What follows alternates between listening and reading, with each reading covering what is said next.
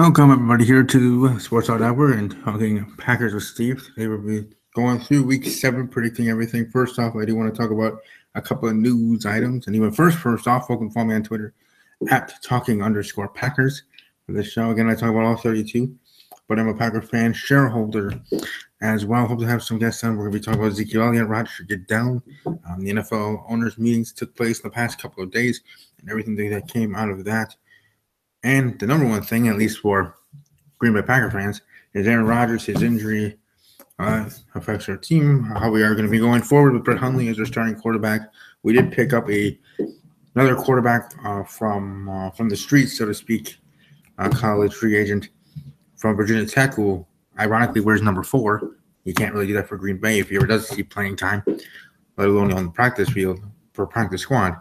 But either way, Jared, to be the practice squad quarterback as Joe Callahan was bumped up to the main roster, to the 53-man roster, as the backup to Brett.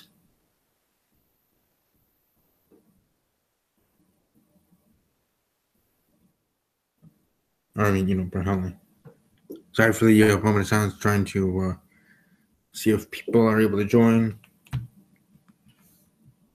Zempi, I don't know, some others have been talking to their thoughts on the big news items, and the biggest one, like I said, being about Aaron Rodgers. Now, it's kind of cool to have a Brett back in the fold in Green Bay. Difference is this isn't Brett Favre coming back. This is Brett Hundley. This is a different Brett. Or maybe this Brett can show us some signs of, maybe not greatness, but signs of something positive that our season isn't over, and we should just pack it in. That's not the case. That wasn't the case with the Jets when the season started, and they're doing, I guess, better than expected. And their fan base, though, would probably say otherwise. And I know some of their fan base, or some of their fans, going into the game against New England last weekend, were even predicting a win against New England. So the Jets, trying to win, as all 32 teams should, doing a lot better than I expected, most expected. And in regards to the Packers now, with Aaron Rodgers being out for the rest of the season, probably he will need surgery on his broken collarbone. So with that taking place and having Brett Hundley now in the fold as a starting quarterback of the Green Bay Packers, season's not over. We just have to change things and shake things up, as in offensive schemes, otherwise, to suit Brett Hundley. And maybe we'll have a Dak Prescott situation here in Green Bay. Whether that's likely or not, who knows? But the same thing could have been said for Dallas Cowboy fans last season when Tony Romo went on the preseason, or was it preseason or early regular season? Dak Prescott comes into the fold and takes the Dallas Cowboys to the playoffs. Pretty much rookie of the year on type of playing, and Dak Prescott now being the franchise quarterback, and Tony Romo being a broadcaster and doing pretty dang well. Good job as a rookie broadcaster, I should add.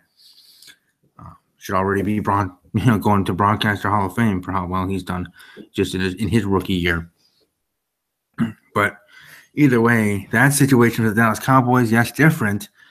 Obviously, some Packer fans like me are going to hope that maybe that would be the case for Brett Hundley now, taking over for Aaron Rodgers. Broken collarbone surgery. And surgery most likely in the next coming weeks, days. But I'm optimistic. I'm optimistic that our team will be able to rally around him, and defense will be able to play better. And I know our offensive line does have its own inefficiencies that need to be fixed up, by the way. If we lose games, for the rest of the season, it won't be just because of Brett Hundley, and it won't only be centered around him. Because, the thing of, Aaron Rodgers this year, we'd be winning all these games. Maybe not. And again, that's not saying Aaron's not good. He's great. But that offensive line and that defense need to step it up. And I'm telling you, in that case, in Rodgers, we had 6 injuries happening from the Minnesota game, besides or beyond just Aaron Rodgers, and most of them being on defense with cornerbacks going down. One of them actually had to go on IR to make room for Joe Callahan to be on the main roster, the 53, to be the backup to Brett. So we have the cornerback going on the IR. We have a couple others that are going to be at least heading into the game against New Orleans coming up here, which will be a noon game on Sunday. Are questionable. One of them I such was probable. But either way, that being the case, it's only going to be interesting to see how things go moving forward. But are the Packers doomed without Aaron Rodgers? No. We just have to change up the schemes and the plays to center around Brett Hundley. And I'm sure during this week, if not already on the short flight or drive or what a bus ride home from Minneapolis, Minnesota to Green Bay, Wisconsin, the coaching staff talking to Brett asking, what kind of things does he like? What makes him comfortable in an offense, as in scheme-wise and other ways in place? What's going to try to make this process work but the situation work out the best that it can be. Now, I'm sure there are other fraction of the fan base here in Green Bay or just Packer fans nationwide, worldwide, as all 32 teams have fan bases represented not just in their specific towns, but again, nationwide, worldwide. But Packer Nation, there's that small minority that are, the sky is falling, we're doomed, we're going to lose the rest of the games, and no chance in heck for us to make the playoffs, let alone do anything, period. I'm not that way, and most are not that way, but there are a few that are. And that's fine with them. Again, I respect everybody's opinion, but I think for me, and I would hope for most, would have a sense of wanting it to work. But we'll certainly see. And thanks to Lapis Gamer for being here in the live chat. Welcome to the video otherwise. Saying, man, from last Sunday to yesterday was crazy. Zeke suspended, Rodgers injured, Giants beat Denver, Shield reunion, Brock versus Mahal, Gordon Hayward, huge injury. Yeah, a lot of craziness here in the NFL. The NBA with Gordon Hayward, my thoughts, prayers with him. Sucks, only 6 minutes into the new season, here with his new team, and he goes down with a major injury and going to be out for the rest of the year. That sucks not just for Gordon Hayward individually, but for the Boston Celtics. Now, are they doomed? No. They have Kyrie Irving, who they picked up in that trade with Cleveland, who they faced in Game 1 of this new season, 2017 NBA season. But they're going to have to move things around, change things up. Now with Kyrie truly being the centerpiece of that team in Boston. Same thing here with the Green Bay Packers and Brett Hundley not having to take over. Yeah, it's a different sport, but still the same way of thinking, at least to me, in that sense. Zeke Elliott being suspended and then judge ruling that they're temporarily restrained on that suspension, so he gets to play for at least the next 2 weeks. I'm sick of the song and dance. I did speak out in my latest breaking news video here on this channel. You can check that out, talking about Zeke. As I do each time breaking news has to do with Zeke Elliott. I just hope the next breaking news video I do, the next breaking news that has to do with Ezekiel Elliott, is the final one having to do with Ezekiel Elliott. No matter which way it is, quite honestly. I'd rather it be on the side of him actually serving the suspension this season, but Zeke fighting it, trying to and trying to prove that he's innocent, even though he's not, by the way. That's all well and good, but no matter what, at some point, that 6-game suspension will be served because it was a just cause by the NFL to give you the said 6-game suspension. Just because you're fighting and just because you do win in court sometimes, because of the NFLPA blindly being on your side, because in a way as a union they kind of feel like they have to, i.e. they're side with Colin Kaepernick when they know damn well they shouldn't have been in that situation either when he was a member of the San Francisco 49ers in his protest. Which, by the way, he only did at least at that point to keep himself in the NFL because it would have been looked bad in the 49ers if they released him after he was bringing up serious and real issues. But point being, back on Zeke Elliott, hopefully that is the case. I really do. But as he also said, Rodgers getting injured, the New York Giants winning their first game, beating the vaunted Denver Bronco defense. I know Glass wasn't too happy about that. My friend over at T-Boy TV Live and his own YouTube channel, Get With It Sports, his own thing that he does very well, as I may add. Glass, follow him on Twitter at Get With It Sports, GETWITTED Sports on Twitter.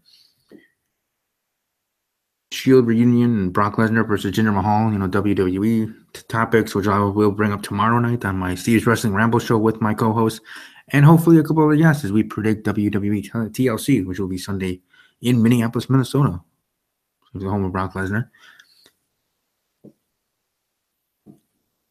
And The Rock will be on the show actually the next week for the Raw after TLC entering the challenge from Hall. So, like I said, I'll talk about all that on my wrestling show tomorrow night. But here in the NFL, Zeke Elliott and Aaron Rodgers' injury being the two biggest news items, even beyond Mr. Roger Goodell. And he said in his post-meetings press conference with the media, talk about what he would want those players, the NFL players, to stand, but no changes to the rules has been passed or even voted on. Right now, he'll let people kneel, but he prefers them to not, the same as President Trump said so as well. He might not have articulated the greatest, but in a way, I agree. Again, with anything, I see both sides because that's how my mind works, analyzing it to the 10th degree. But yes, a crazy week, crazy weekend coming up for sure. The Milwaukee Bucks starting their season for my team here in the Padres State here in Wisconsin. Started their season here, I think it's either tonight or tomorrow. On ESPN, actually, I believe so. That's awesome. Bucks going to be doing big things. So are the Minnesota Timberwolves. So two Midwestern NBA teams going to be doing well. The Cleveland Cavaliers, but I mean other Midwestern teams that aren't the Cavaliers, being my Milwaukee Bucks and the Minnesota Timberwolves with high goals. And not just from their individual fan bases, but from even NBA experts as well. But back to NFL. Let's go over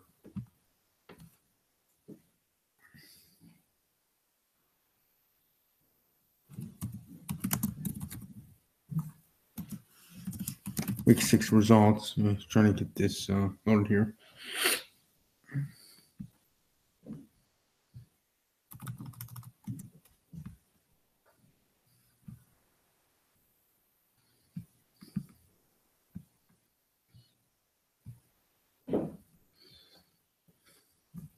They're not on. But no, hey, well, actually, we'll just go to week 7 in our predictions. Hope I can find. Dang it, people aren't joining in.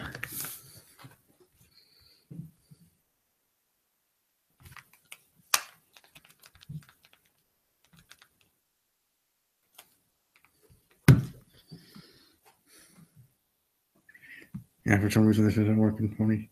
I'm gonna go back to week 6, and I will. And I was gonna have my helmets up. My game of the week for week 7, I believe is. All right, week 6 for the Thursday Eagles over the Panthers, 28-23. The game Eagles showing dominance that they're going to be a powerhouse in the NFC, and not just was a blip here during the early part of the 2017 NFL season. When I do the week 9 preview and predictions, I will also be doing the halfway point, as I did for the first quarter, halfway point review of how the teams are and how the standings look and everything in between the first half of the NFL season, looking into how the second half will go for all 32. Bears over the Ravens, 27-24. Texans over the Browns, 33-17. Vikings over the Packers, 23-10. The Saints and the Lions, crazy game, 52-38. Saints over Detroit. Dolphins over the Falcons. Falcons losing 2 back-to-back games to Buffalo and Miami. So who knows what's going on there with Atlanta. Maybe just 2 bad weeks in a row. Maybe something more. Who knows? I would have tested to just 2 bad weeks facing 2 teams that are trying to prove something, being Buffalo Bills and Miami Dolphins, but I'm sure some don't see it that way. Patriots over the Jets, 24-17, where the Jets robbed in the last play. Austin Seferian-Jenkins, and a touchdown that wasn't a touchdown. Who would it be? I mean, even if it was a touchdown, doesn't mean the Jets were going to win, but at least it would have been tied in the game. Might have gone into overtime with a chance for the Jets to beat the Patriots, of course. And the Jets were playing pretty good in that game, pretty well, keeping up with New England, even leading New England for a good amount of time in the beginning. The Redskins surviving against the 49ers, 26-24. 49ers, they keep scratching and crawling, playing pretty well in their games, losing now their second game by 2 or 1 points. Or 3 or less, so to speak, points in a game. So they're fighting tough. They're playing hard. I remember that game. Remember the Thursday night game. Everybody thought it was just going to be a dud between the 49ers and Rams. And not a dud because both teams, quote-unquote, sucked, but because the 49ers weren't so great and the Rams were being playing so well. I thought there was going to be a rout, and how that would be bad for money extension and everything else. But in the end, that was the highest scoring game of the NFL season to date, or at least at that time, being a very close game for the 49ers. I think it was one of the other games that they did lose by 3 or less. Cardinals, Adrian Peterson. He leaves Minnesota, signs with the New Orleans Saints here for this season. It was supposed to be the whole entire season. Played a couple games, not getting the carries he believes he should have. Maybe, but might have been an offensive line thing as well. Then he gets traded to Arizona before the Week 6 matchup with the Buccaneers for Arizona, and just plays like he's an old Adrian Peterson again. So I think he going to Arizona was the right fit with him. With Bruce Arians, as I always say, Bruce Arians coach that most wanted to play for, as most did for Rex Ryan when Rex Ryan was a head coach with the Jets. So Arizona 33 over Tampa Bay, hoping Tampa Bay can bounce back. And the Rams getting a win over Jacksonville 27-17. Still hope good things and still have good for the Jacksonville Jaguars moving forward here to continue the season. Steelers 19, Chiefs 13. The Chiefs suffered their first loss in this 2017 NFL season. Pittsburgh being the one to do it, fine. We move on from there. Something else, we move on from the Chargers defeating Oakland 17-16. Like the Raiders now losing streak here. Hopefully they get things going, bouncing back. But I don't know. This upcoming week they're playing against the Chiefs, who just, again, like I said, suffered their first loss of the season in the past week. Giants 23, Broncos 10. And then Monday Night Football, the Titans over the Colts 36-22.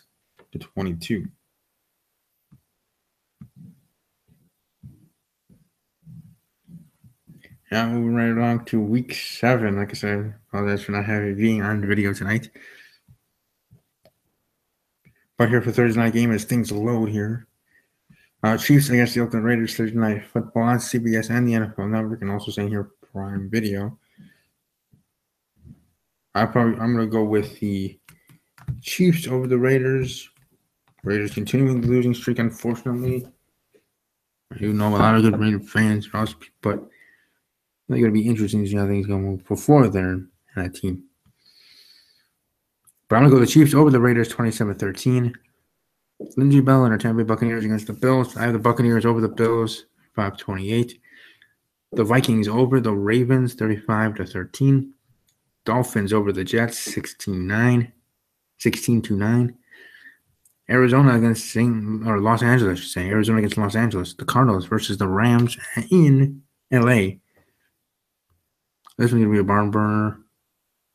Or not barn burner, but it's going to be a back and forth game, certainly. And high scoring game, I do believe, with these two power offenses. Now that you have Adrian Peterson with Arizona in the running game and Los Angeles in their pass attack, being like we were showing surf that they were in the late 90s, specifically 1999, with Torrey Holt, Isaac Bruce, and the crew, along with quarterback Kurt Warner that won a Super Bowl that year. So maybe that could be something for Los Angeles now that Green Bay's out of the mix for a Super Bowl, with Aaron Rodgers being out for the season. But the Los Angeles Rams, I have them defeating Arizona, scoring game 35-34, 1-point win. LA over Arizona. Jacksonville getting the win over Indianapolis on the road, getting another road win because they've been doing pretty well on the road. It's just having to get some wins on the home for Jacksonville to help their cause to take this division. How crazy it would be to have the Jacksonville Jaguars be a division champion, have a home playoff game, let alone them back in the playoffs, but back in the playoffs as a divisional champion, playing that playoff game at home for their fans in Jacksonville, Florida. But I have the Jaguars over the Colts 27-21.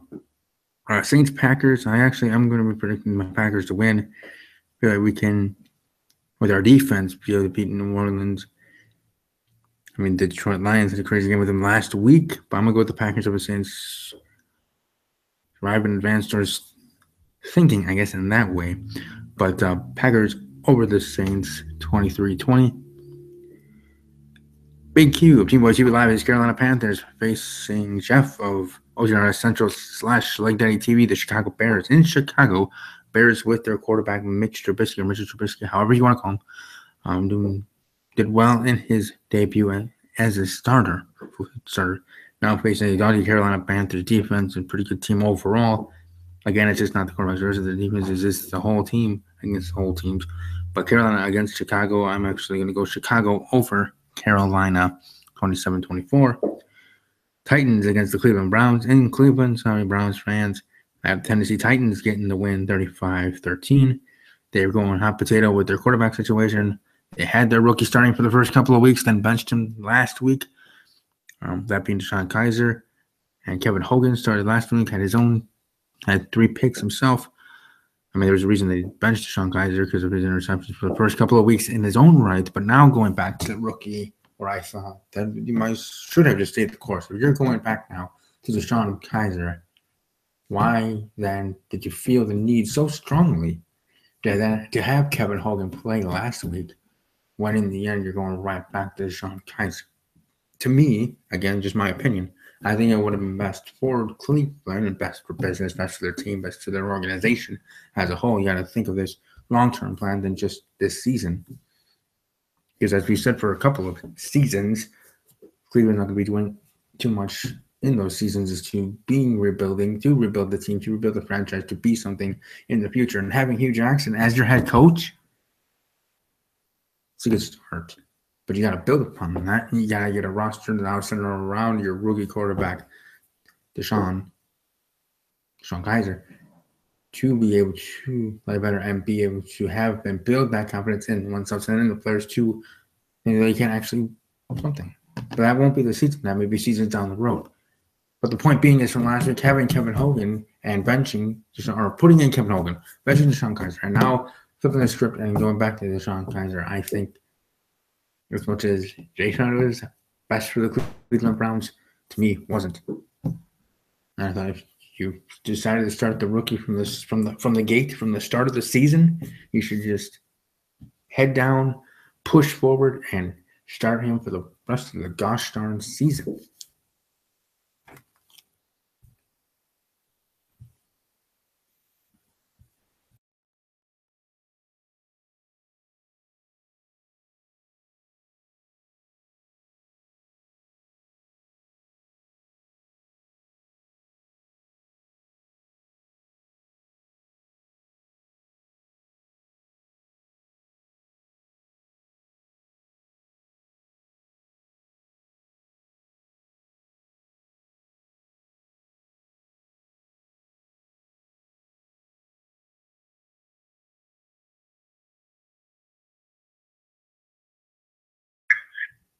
And I'll take you off my speakerphone here. Perhaps the audio will be a little bit better.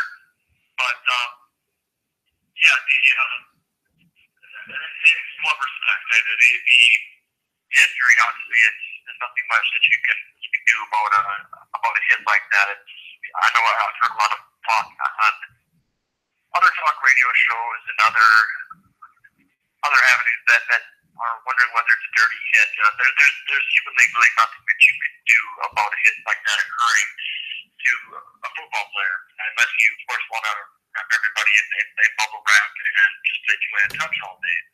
It was split seconds after you threw the ball, just took it to the ground like you would in any other tackling situation, and took the impact, unfortunately, wrong on the shoulder, and bone gave way. I mean, those things happen. Now it's unfortunate that it happened to Aaron Rodgers, of course, where the Packers are about as dependent upon his work as anybody else in the league at this point.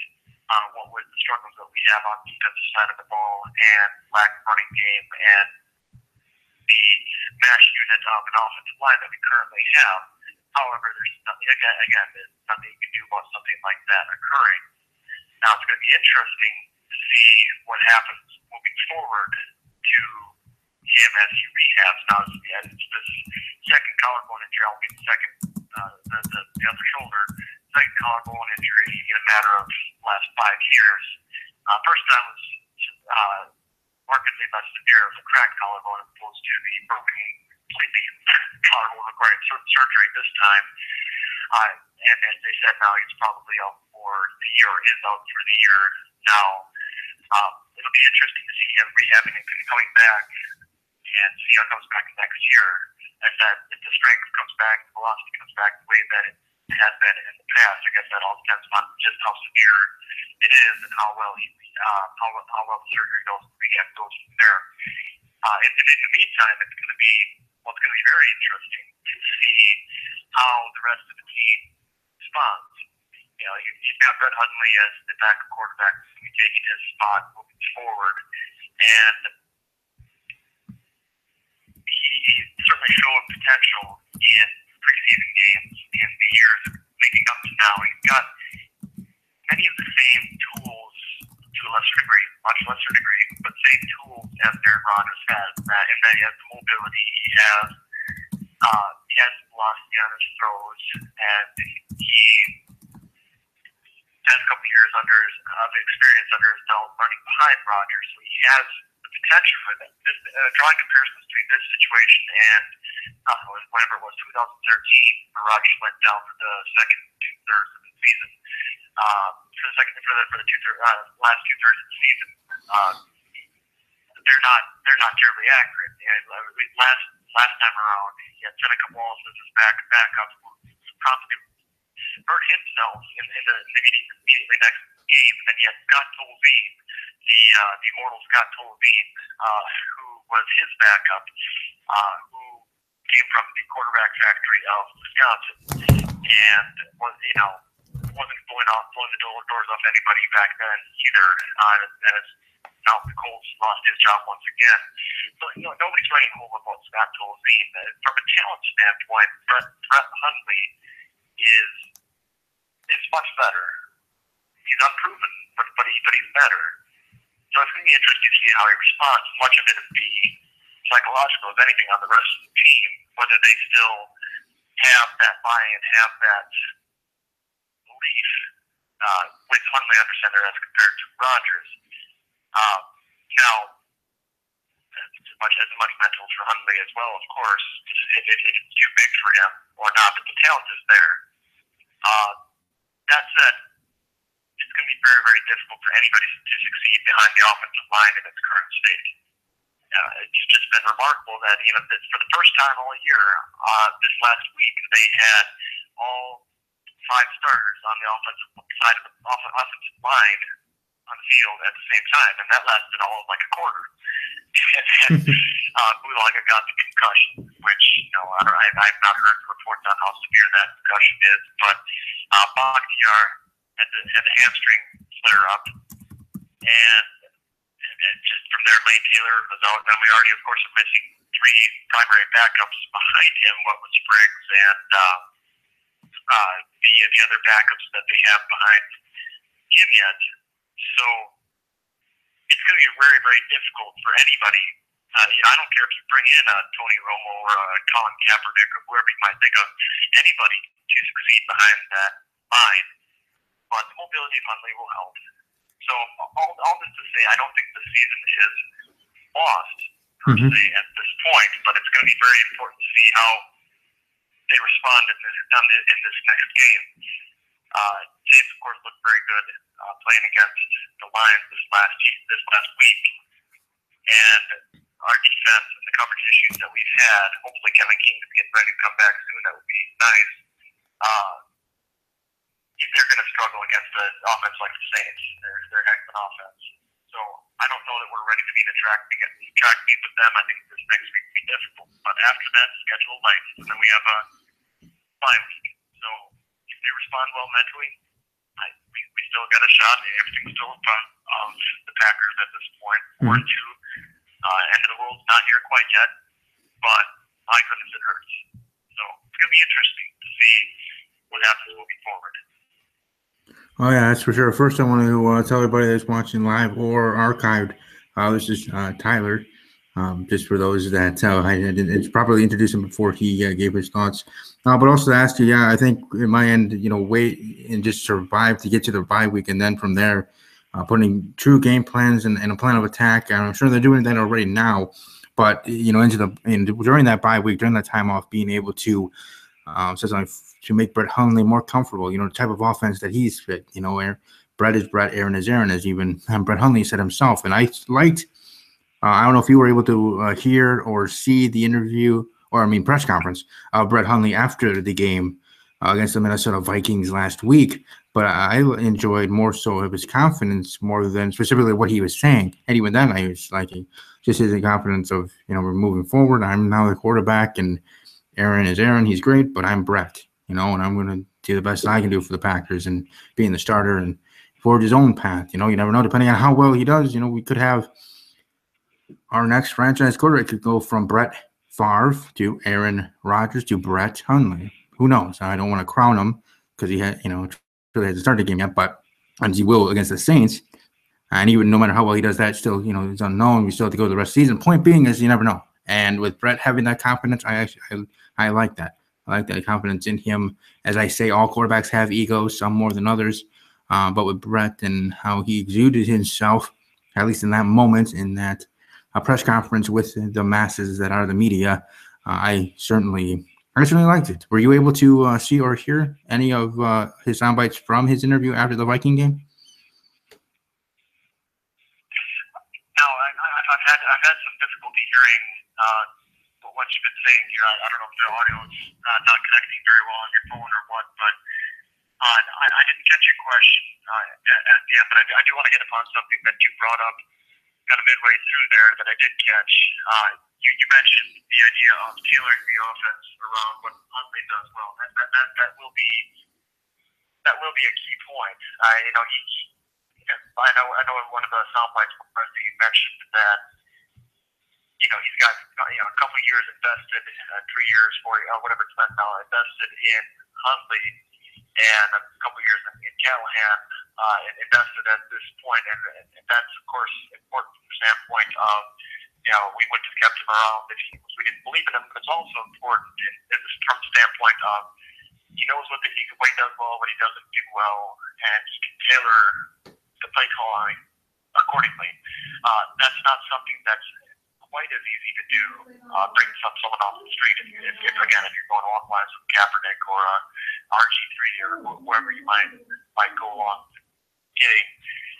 So that's an important sentiment, and whether it'll be the quick hitting type throws that frankly the Packers offense has been more tuned towards over the last couple of years anyway, swing passes out of the backfield. I saw a statistic the other day, a while back here, I guess a week or two back, that there's a ranking of how far the quarterback's passes travel past the line of scrimmage on an average basis. Rodgers was pretty near the bottom. They're not the downfield passing team that they were back in their Super Bowl year in 2010 or some of the subsequent years after that. They've adapted quite a bit to the skill set of the receivers that they have. So further tinkering of that to fit what Hundley can do, it can work. It's all mental with what Hundley, how he responds moving forward. And I would say for the Green Bay Packers, as being a team sport with our injuries on the defensive end, I know we had to put one player on IR to able to have one of our quarterbacks go to the main roster to be the backup to Brett Hundley. So having a depleted secondary, which already was our own issue, even with Aaron Rodgers at the helm, with Aaron gave us a better chance to win games, but even with him, we still had mess-ups of games either this year or in the past seasons with our defense being an issue.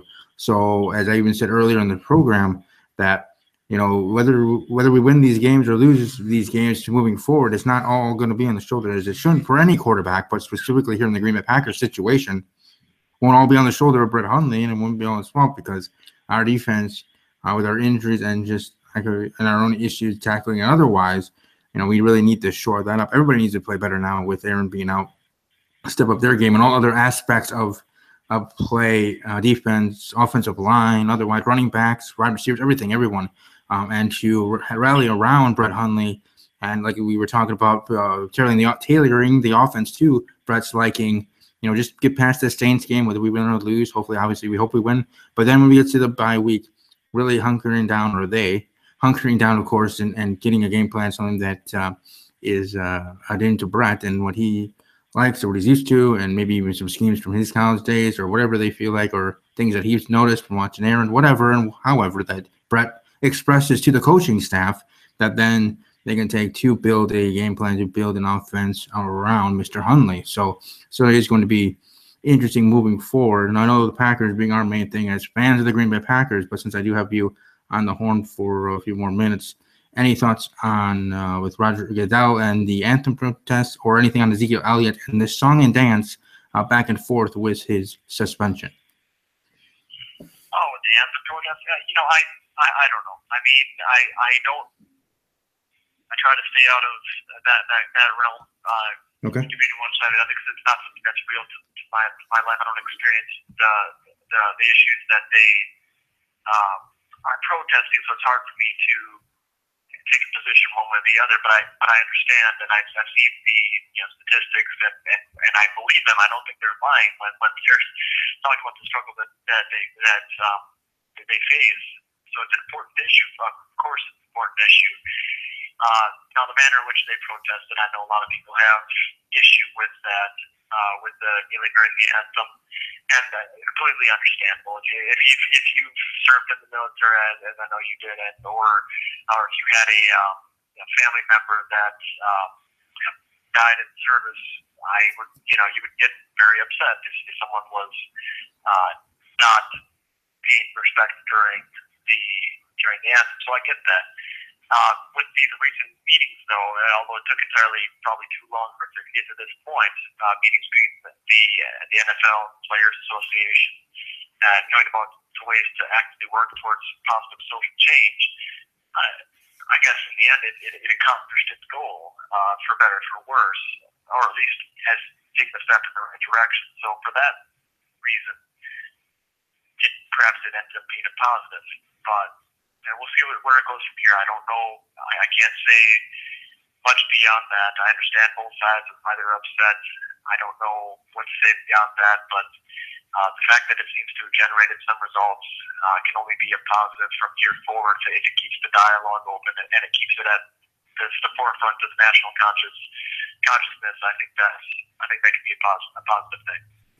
Right, because before the NFL owners meetings, they did have few select owners and some NFL players that sat down and talked and discussed things, and asking them what they want or what the players want the clubs to do, and the owners and the NFL on the whole, and then the owners that were in that meeting to take it to the rest of the ownership and to Roger Goodell himself in the owners meetings later in the day, which was today. So that dialogue continuing, and Roger Goodell in his press conference after today's meetings wrapped up, speaking of, he would like NFL players to stand, but will not, as of right now, discipline players if they do decide to continue to kneel, which is different from what President Donald Trump is asking the NFL to do. But either way, it's certainly going to be interesting how that does move forward, because with something like that, with the NFL, or particularly with President Trump and with the NFL, what they could have done, changing the rules. And that's another thing I was going to bring up. They haven't voted on or even acted to vote on changing and amending the rule of what is the Constitution of the NFL, their own rules of that in their bylaws saying, they would prefer players to stand, and that stays the same as of right now. Tomorrow is day 2 of the owner meetings. I do believe that to be the case. It is a 2-day event, so we'll hear more and if it is brought up, if it does go to a vote to change it, to make it and change in the ruling to have it of all NFL players must stand. But as of right now, it is should stand in the rhetoric there. But also, any thoughts or cares on regards to Ezekiel Elliott and his suspension and that back and forth? I haven't paid a lot of attention to it. At this point, the way that the collective bargaining agreement seems to be, set up, and the powers of the league, they have been given, basically judge, jury, executioner status under the way this is set up. So, Elliott's trying to appeal this under procedural grounds and go,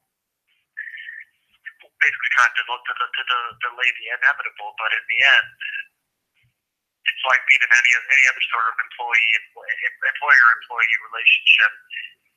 Within the guidelines of what's legal and ethical, the employer can kind of do what they want. And if they think that you've done something to depart from the conduct that is beneficial to the league, or even short of that, because they're not, the NFL's not out there saying we know you did this, we know that you committed domestic violence.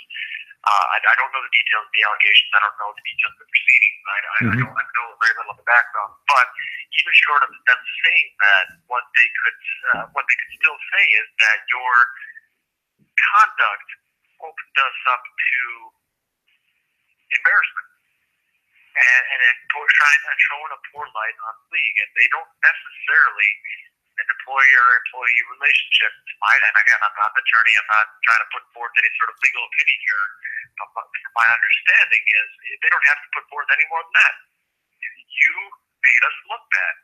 You did something that departs from what we think you should do as a player for this league, even though in this case it took place prior to when he was in the league, I believe. But the point is, this is, again, not a legal expert opinion, but I think that he can appeal all he wants, but it's just delaying the inevitable. At some point, he's going to have to sit his suspension, even if it is reduced or anything else like that. I think he's going to have to sit at some point, for better or for worse.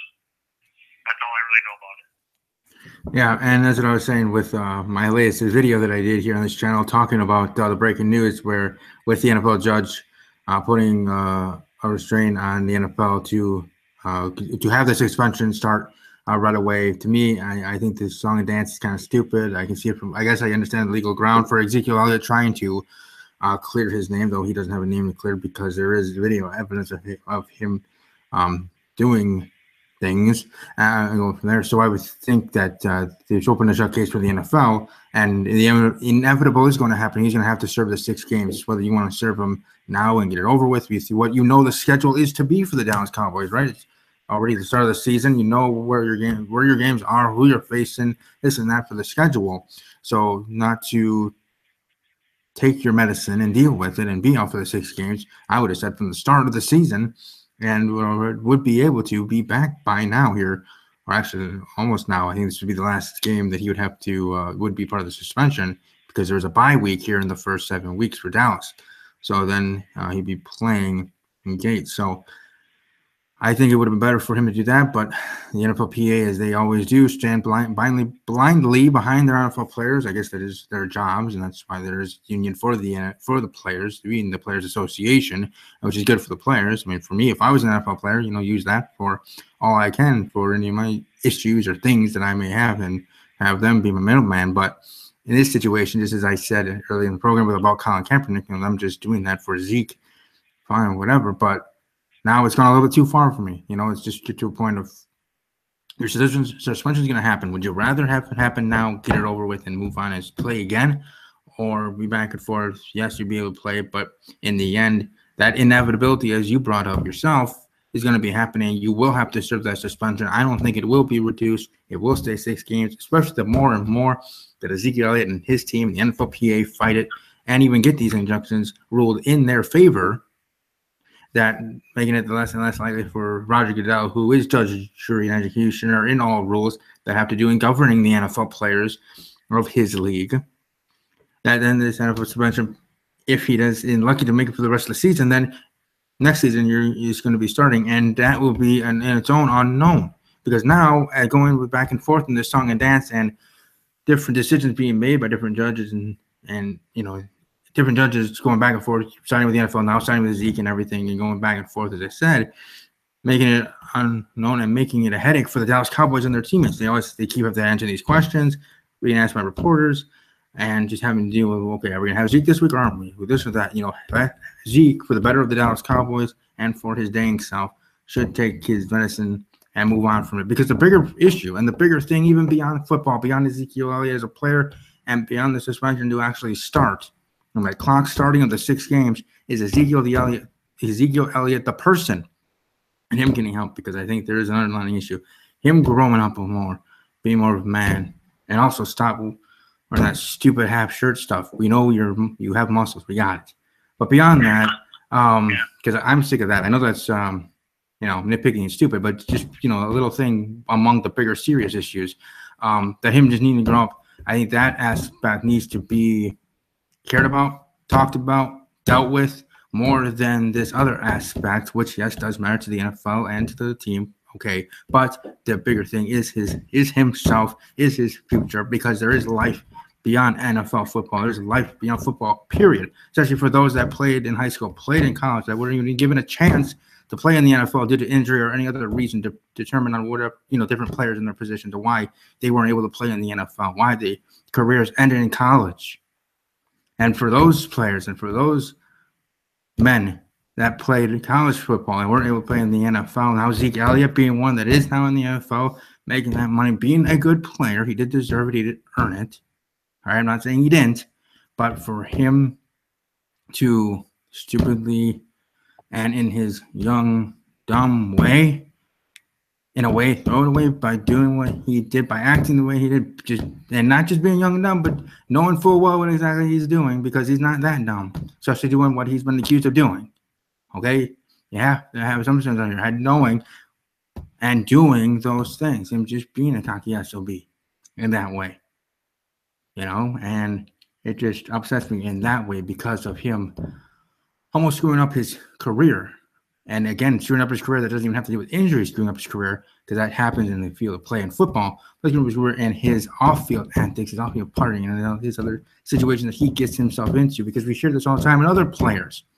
And it annoys me and it upsets me more than it should, because I do think of those that never were able to. If you were able to hear stories of college players that played, or men that played in high school and college, or weren't able to play in the NFL, and not able to play in the NFL due to injury entering their career, but other reasons, not to injury and not to something in the field of play being the reason that ended their career, and them having to go a different way, their life beyond football already starting for them. But for Ezekiel Elliott, now I think that should be the main thing to be focusing on for himself, not for us, not for the media, not for, as I call myself, low-level media here on YouTube, but for himself to look himself in the mirror and, look like the man in the mirror, that song of Michael Jackson, and making sure that you can be the best that you can be, fix your problems, get your stuff straight, and be a gosh darn man. And I think that is, to me, the bigger issue than in itself the suspension. Now, I know it does matter in the scheme of football and blah, blah, blah, but in society, in life, that to me is the biggest thing. And he needs to get that sound, needs to work on that. Therapy, whatever is best for him, whatever he sees fit to be the way to, quote unquote, get help to mature at a faster rate. Okay, I understand people being young and dumb, but he's been accused of, you knew what you were doing. All right, just put it that way. But I don't know. It upsets me because of that. In that scheme of things, thinking of it from that other side, then specifically to Ezekiel in his situation and what he's been doing now, put himself in a situation of his own doing, belying it, and now hopefully he can get the help and do what he needs to do to be just be an adult. So I don't even know. That just came out of nowhere, folks. But either way, that's just how I feel on Ezekiel Elliott, and where the main focus should be beyond specifically where we go. Going back here to the live chat, see Get With It Sports here, stop by saying what's up, just checking in. Yes, we do have a guest on Glass Team TV here in the live chat. Tyler giving his thoughts on Rodgers and other NFL news and notes. He says, good points on Elliott. This suspension will help him more than hurt him. Yep, he just needs to grow the you-know-what up, at least to me. So, Tyler, just I don't know if you have how much time you do have left with us, but you have any response or thoughts with everything that I rambled and talked about having to do with Zeke? No, not on the Ezekiel thing, no. I mean, I think you hit on an important part of this in that, excuse me, in that this whole time, while this is dragging out, and it's been dragging out for a while now, it is hanging over the rest of the team. And I'm not suggesting it's a primary component of their performance at this point, or even a major component, but it certainly doesn't help. And by any measure, to this point, the Cowboys have been underachieving, and those things have a way of compounding themselves. Like I said, I don't think that it's a major component. It may not even rise to the level of above a blip on the radar, but as underperformance mounts, and as those questions get louder, when people in the media start asking questions, is this a distraction? Has this been hurting your performance, your focus on the field? What was once a little thing becomes a bigger thing, and becomes a more defined obstacle for the team the longer it drags out, if it coincides with underperformance for the team. Now, if the Cowboys are undefeated right now, I don't want to say nobody would care about it, but it would be a smaller issue. But these things have a way of compounding. And to your point, at this point, he would have been better off just taking the medicine, so to speak. Yeah, I just thought they would be simple. I mean, simple in a way of just taking it, but also better for himself and for the team too. Them knowing, okay, he's gonna be out for these games, and then we adjust our game plan as the Packers are with the injury of Rodgers. I know different situation, but point being is, you know what's going on. You have the 6 games of the Cowboys starting the season. If he did take his medicine, then you have the 6-game suspension. Come back in week 8. I believe he would come back here next week and start playing for the second half of the season for the Dallas Cowboys and whatever their record is. Because him even playing in this back and forth of motions and stuff with the decisions, Dallas Cowboys are still would still have the record right now that the Dallas Cowboys would have had if they did not have Ezekiel Elliott in their lineup for these weeks. If he actually did have the suspension, I do believe that their record would be this. I don't think it would be worse. I didn't think it would be better. I think it exactly would be what their record shows right now if they didn't have Zeke. So the fact that they do have Zeke and they still have this record, and they, because of the elephant in the room and this thing being hanging over the locker room, whether they admit it or not, or hanging over during the game, whether they believe it or not, or say it or not, a psychological thing, as you were talking about with Brett Hundley and starting out with the Green Bay Packers, and that being more psychological than anything else. Well, I think in this situation for the whole, or most, I would say, most of the entire Cowboys roster, training staff, and coaches, being their elephant in the room, being their stress, being this issue with Ezekiel Elliott and the 6-game suspension. When the heck is this thing going to start?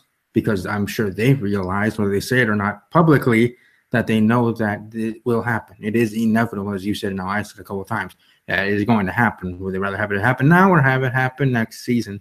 Whatever. I'm sure Zeke would want it to happen as late as ever. I'm sure he would want to try to fight it so much to not happen at all. But most agree and most understand that that's not going to be the case. And hopefully Zeke, as the young man, I hope, to be a better man, that he realizes that it's best for him personally, it's best for the Dallas Cowboys as a team for him to start this and have the 6-game suspension start as soon as possible, so then it can end as soon as possible and he can get back in the field, focus on that, not get other questions about it, and move the heck on in his life, move the heck on from the suspension situation itself, not from the charges of his, but still the situation as it pertains to the Cowboys and the game and the games, and have that then be donezo and go from there in that respect. With them. That's pretty much it for news topics. Thank you for calling in, or thank you for calling. Period. To give your thoughts on things. I do have some games left to predict, but I assume you would have to go here shortly. But I guess with one game, what would be your prediction for the Saints-Packers game? Like I said, I won't make you predict all the games of this week, but the Saints-Packers, how do you see us faring with Brett's first start? Well, the first game, as I mentioned earlier in my comments, it's going to be tough. It's an adjustment period. Those reps that go to the first-team quarterback takes a lot of the practice time on a weekly basis. And having these receivers and running backs acclimate to Huntley's style and pace of play and ball placement when he throws the ball, velocity, offensive line getting used to his cadence, all those things come into play, and it's hard to fix all that in a week. And compound that with facing just about, maybe not the worst team that we could face with our defense, but not a good one for our defense to face. That is to say, very fast offense, fast receivers, good running backs out of the backfield. They got a good rookie running back there, Kamara in the backfield. Drew Brees, of course, is the constant there. And with our defensive backs and cornerbacks giving everybody and their brother free ride off the line. No, they're not pressing. Yeah, they're free release off the line. Those inside slants, so they're all day. Breeze, I think, is going to eat that up. So I don't want to take too much time here. So prediction, I don't think the Packers come away with the win this weekend. I don't think so. I think it's going to be something along the lines of maybe around 35 to 28. Yeah, I was, from what you were saying, I even was surprised he gave us that many points. But I was. I'm a little skeptical on my own prediction. I was going to say 21, but then I felt charitable. So let's split the difference. Let's go with 35-24. There we go. There you go. Perfect. There's the Goldilocks zone right there. But no, I thank you for calling in. And after I'm done with this episode, I'll call you back if there's time to talk. We'll chat then. All right? Sure. Sounds good. All right, man. Take care. Yeah, bye. All right, guys. My friend Tyler calling in. He's working on the road heading back home. So I appreciate him calling and giving his thoughts on everything with the Green Bay Packers, with Brett Hundley, also giving his quick thoughts to Ezekiel Elliott, and a little bit with the anthem protest. I thank Get With It Sports, Glass, and Lapis Gamer for leaving comments. The two people that did give this video a thumb up already. For those watching, when this video is uploaded, welcome to like the video, share it, subscribe to the channel. I think we had a great conversation today with everybody here in the live chat, but also with my with my guest out of nowhere, Tyler, calling in my good friend that I've known all my life. My friend Tyler here, and it's actually kind of nice, as why people do podcasts and why people talk is just to have, like they're talking with friends. And here I actually literally was talking with a very good friend of mine that I've known all my life. So pretty awesome to have him actually on the show. Obviously not on camera, but on the show, calling in when he had a moment to do so. So I thank him, and I'll reiterate to him and talk to him after the show ends. But I have to I was going to say goodbye, but I do have to finish doing my predictions. The last one I did was Titans and Browns. Titans getting the win. So moving forward, the Dallas Cowboys against the 49ers. Again, we've been rambling, babbling, and giving our thoughts about Ezekiel Elliott. He will be playing, and will be playing next week as well. That's for 2 weeks after the bye week. The Cowboys against the 49ers. I have Dallas over San Francisco. This time, sorry, San Francisco 49er fans. This game will not be close. Excuse me, this game will not be close. I have the Dallas Cowboys over the San Francisco 49ers on the road, getting the W, 35-17. Next up, we have the Denver Broncos. Glass at Team Boy TV Live, his Broncos, his ride or die team. His hometown down is Chicago, so he does cheer for his hometown Bears. But his ride or die is the Denver Broncos, and his team facing the Chargers of Los Angeles, the LA Chargers now. Sometimes it's hard. I think last week I called them San Diego, so sometimes I still mess up. I even mess up. But then again, I do that a lot. Point being is Broncos over the Chargers, 27-21. Close game there. Divisional games are always close, no matter how good or bad the teams are. Heck, Broncos lost to the New York Giants this past week, and I thought that one was going to be a rout. So you never know. Any given Sunday, right? You never ever know. Packers with Brett Hundley starting could beat the Saints. I mean, I predict the Packers getting a win, a close win.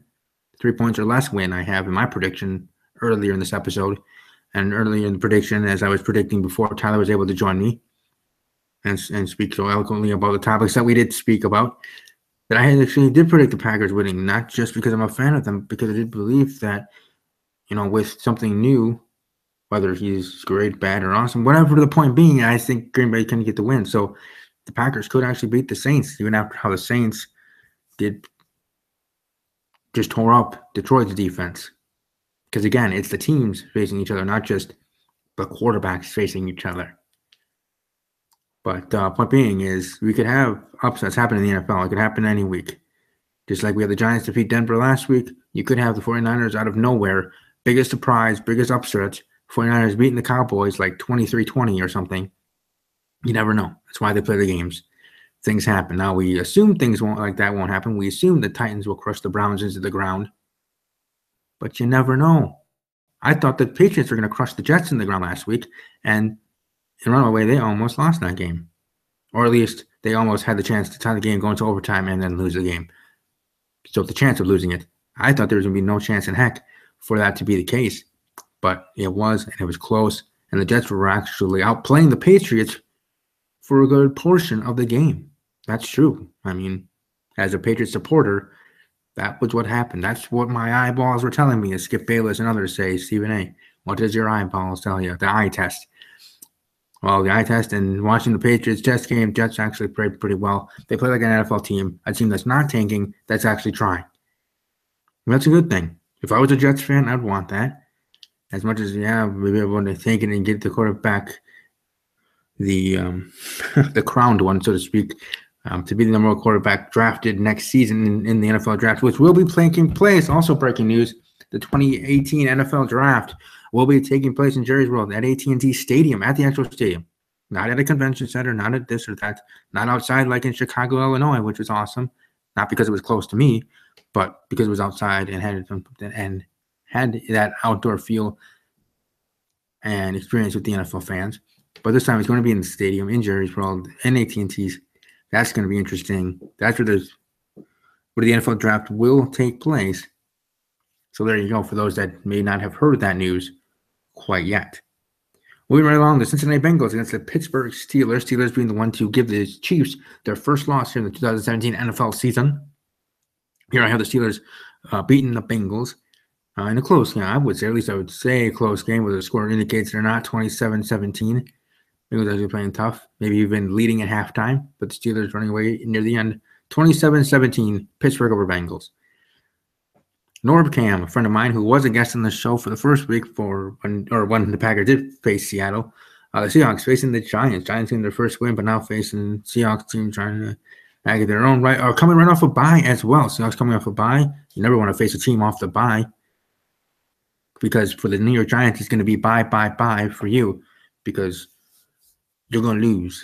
It's good you got your first win. Now you're facing a well-rested Seattle Seahawks team. It was Seahawks over the Giants 45-21. Falcons-Patriots rematch of the Super Bowl. Rematch of Super Bowl 51. If I remember, Falcons imploding after having a big lead. Patriots kind of even trolling them during their Super Bowl parade, I believe, as well. Patriots, or no, not just the parade, but also on the season clock before that first game of the season on that Thursday night to kick off the NFL season. But here I have the Patriots getting a win this time, but this time not needing to come back from a big deficit. I have New England beating the Atlanta Falcons, who are in their own mess. And I'm sorry to say that to, I know Aries Falcons out there that's a fan of Get With The Sports that chimes in there. Patriots over the Falcons 21-13. Yes, it will be a low-scoring game, close game, because Falcons are still a good team. But New England, especially with them actually being close to a Jets and actually almost losing that game, I got New England bouncing back, getting the win over Atlanta. That being the Sunday Night Football game on NBC. Monday Night Football on ESPN on October 23rd of the year 2017. Washington team against the Philadelphia Eagles. In Philadelphia, the Eagles riding high, kicking butt, taking near them, showing something to me as an NFL fan, showing something to me when they defeated Big Q, his team, the Carolina Panthers, this past week on Thursday, now having time to rest, now facing a Washington team that hasn't can make it a close game. So as much as I've been pumping the Eagles with positivity here and in a way kissing their butts, the Redskins, or Washington team is going to be coming to play. It's going to be a close game, but I do have Philadelphia defeating Washington in the end, even in a close game, surviving advance, kind of like New England technically did against the New York Football Jets last week, and the Jets being better than Giants. Sorry, who would have thought that? The Jets are better than the Giants record-wise and play-wise in the first season, but I'm glad the Giants did get the first win. But here I have the Philadelphia Eagles over Washington 35-27. So those are my predictions for this week, that being week 7. Next week is week 8 in the middle of the ground, like I said, when we do the week 9. So in 2 weeks here on a Wednesday, 2 weeks moving forward, we will be in November for 1. Okay, but 2, we will be doing, or I will be doing here on my show, the midway point, the halfway point, the mid-season grades, everything, thus sharing the standings. I guess I know anybody can look that up, but point being is I want to share that and dive into that. So people are welcome to join. Glass, Big Q, on Twitter at Ravens Shogun, JB, all the members of Team Boy TV Live, since as of right now they are on a hiatus due to personal reasons. Hope to have them and others, maybe even Tyler again on the phone. Maybe my other Packer backer as well, Stumpy on Twitter at Packer Fan Stumpy. Have John on here. Tyler and John represent the Packers, and then everybody else representing their own team. Raiders underscore 1995, Raiders John, Raiders Central, and many others. North Camp. So I certainly will be inviting everybody for that episode because I'll be talking about all 32, talking about how everything sets up, setting into the second half of the NFL season. I look forward to talking to everybody then in that episode. I think everybody watching live, those that did already like the video, others are welcome to as well. Welcome to subscribe to this channel.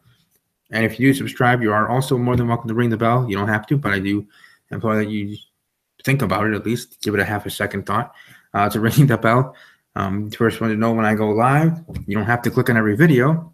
Maybe you're here for specifically the NFL talk, or you're specifically here for my wrestling talk, or otherwise. But I do other things. I talk about Riverdale TV show. I will talk about Scream and other breaking news things of all sports. You're welcome to, like I said, ring the bell, know when I'm going live, and then at that point, make your decision. No, do I want to watch this or not? Which is fine. But first, I hope you guys do give this channel a chance to subscribe to the channel. I think everybody, I specifically think Lapis Gamer for sure, who's been here for me the past couple of months, being in the live chat, watching, when able to. I do appreciate that for my wrestling shows or otherwise. So thank you for that support. And Glass, Get With It Sports, and the whole team over there, Team Boy TV Live, that I know show love and support for me as I do for them. Just trust me, I will be promoting the SHIT out of their return show when they do have their return show coming back for Team Boy TV Live if they do here at some point in the season. If not, maybe all the way to the playoff time.